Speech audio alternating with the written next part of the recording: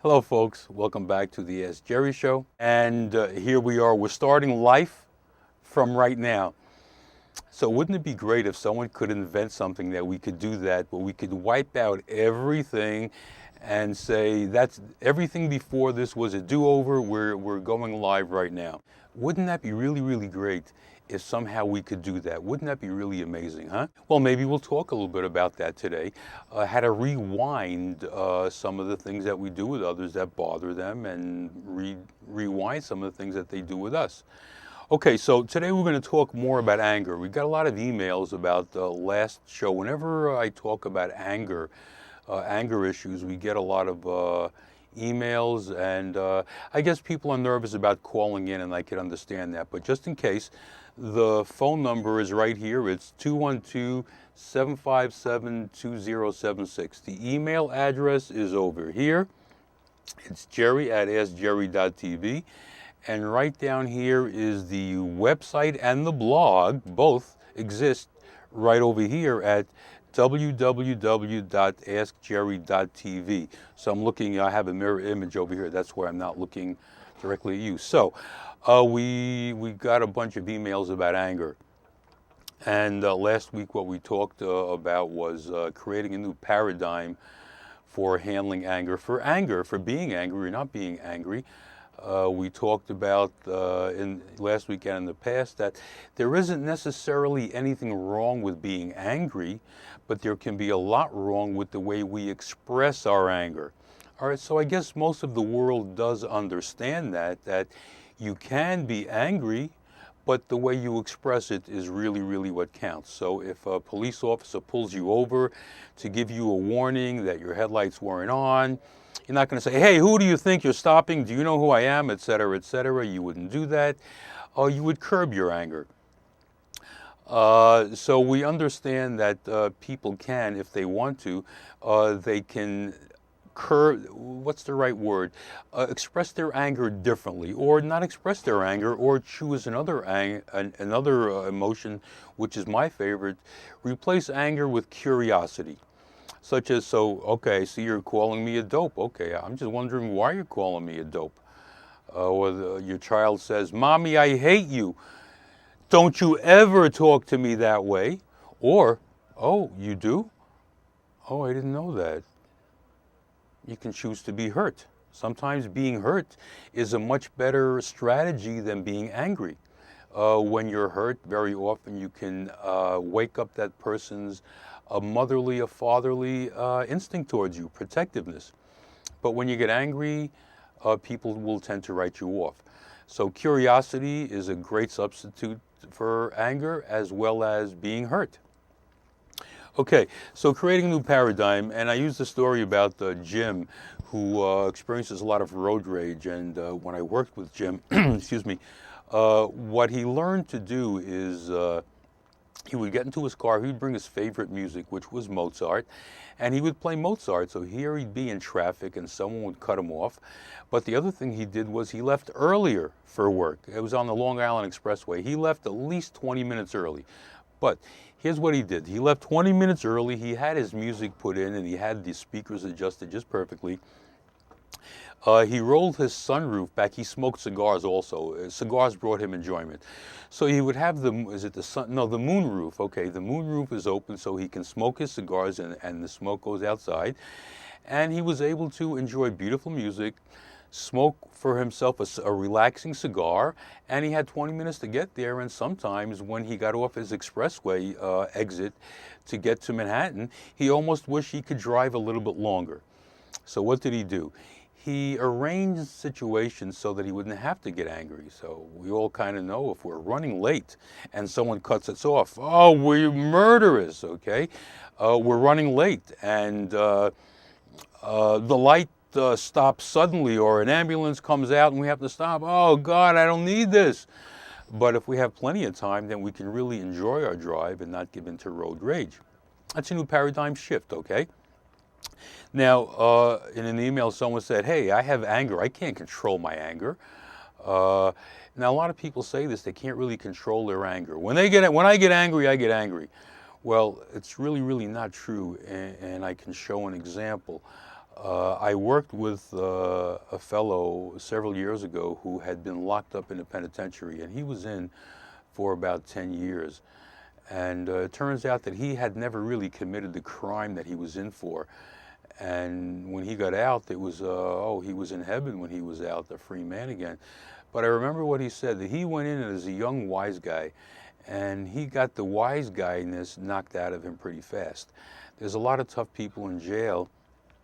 There is a social structure in jail, he was explaining, and where if he was in his neighborhood, he could be disrespectful to anybody he wanted, and someone gave him a look, he would say, "Hey, what are you looking at?" In jail, he told me he couldn't say, "Hey, what are you looking at?" because if he said it to the wrong guy, he could get knifed, he could get gang raped, he could get beat by a gang. So he said that in jail, people very, very quickly learn how to be very, very polite and sensitive towards the needs of others. And, it makes a lot of sense. It makes a lot of sense because you're surrounded by, you may be very, very tough, but you'd have to be the toughest guy in jail because you're surrounded by very tough people and gangs. And so the point being, in jail, in order to survive, he worked very hard at not alienating anyone and not being on the wrong side of the fence. So he learned how to curb his anger. He learned how to not say what he felt like saying. He learned what to say instead. So people can learn what to do with their anger and what to say and what not to say. So we have a caller. Can we see, is their number blocked on that? Okay, so folks, just to let you know that we're not taking any blocked calls. We're only taking calls where we can see the number. So you're on the air, caller. Hello. Hey, Jerry. Yes. Christopher, how are you? Hey, Christopher. I'm pretty good, thank you. Listen, I think that's a great subject, anger. I deal with a lot of clients too who have anger problems, and When you say clients, what can I ask what you do? well, I'm a KSAC training, alcohol substance abuse counselor. Oh, that's a very noble profession. Yeah. Okay. And we do lectures on this subject, and anger is something that, like a drug, can hijack your brain. I want to repeat that, Christopher. Anger is like a drug. It can hijack your brain. Very well put. Go on, Christopher. Yeah, and it does. It's the physiologically in the brain. The anger. Comes from a very primitive part of your brain, and once you cross a threshold, and you get beyond that point, you can't. You're really not responsible for controlling your actions. What happens is, as you were saying, you're responsible for what leads up to that, and being mindful.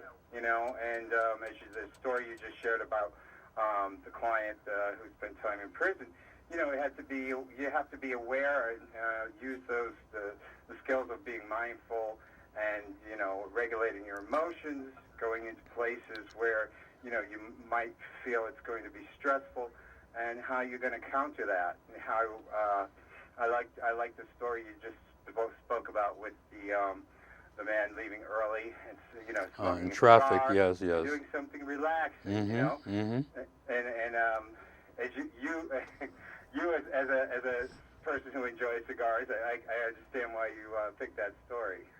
Okay, yeah, I do enjoy a cigar from time to time, yeah. So thank you for sharing some of that wisdom with us. Say that again that I wanted you to repeat. I want to remember it again. The brain, what does it do again? It hijacks you? Anger hijacks the brain, Anger. much like a drug does. Drugs and Okay. alcohol, they hijack the brain. And when you get to when you allow yourself to get that angry, at a certain point, the anger just takes over certain parts of the brain, and it really makes you act out in ways that, when you come down from that anger, you wish you hadn't. Yeah, you regret it later, yeah. Well, thank you very much, Christopher, for calling in. I'd like for you to call in again with some other great things. I'm going to remember that. Anger can hijack your brain. Yeah. I like that a lot, It's Christopher. a great show. I love the show, Jerry. Keep it up. Thanks for calling. All right. Okay, bye. Anger can hijack your brain. So what we're talking about here is basically doing things beforehand to keep your brain from getting hijacked, to use Christopher's example. So when the heat starts to build up, the heat starts building up. So that reminds me of a story with my car many years ago. I had a really terrific sports car. It was a Corvette Stingray. It was a convertible. It was a 4-speed, posi-traction rear end. It was a racing engine. It was great. But actually sitting in traffic, it was very, very temperamental, and it would start to overheat. And I would watch the gauge, before, this was an older car, it was a 1966 Corvette, and they didn't have the digital gauges yet. They had the gauge that went over, you would see it's getting hot. You could see the number on the temperature gauge. So it got to be a really bummer driving that car. On the open road, it was a dream, but in traffic, it was a nightmare, actually. So I went to my local sports car club down on Flatbush Avenue in Brooklyn, where a whole bunch of Corvette Stingray owners would get together, and we would share information with each other. And here's what I learned. I learned that number one, to buy a cross-flow heavy-duty radiator. Cross-flow meant that the water didn't just go around and around. It went to corners and shot back and forth. It was a cross-flow. And it was a heavy-duty radiator, and it was a larger radiator so that it held even more water.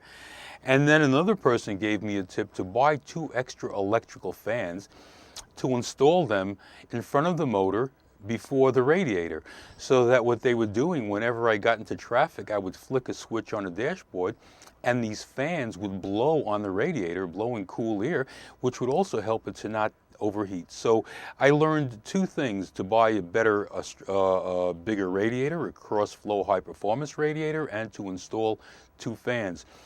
So what I did was, before my car had a chance, before the radiator had a chance of hijacking the heat or whatever it was, I did a lot of things to not allow the radiator to hijack, okay? So I did a lot of preventive measures for that, so to speak, and what we're talking about now is preventive measures.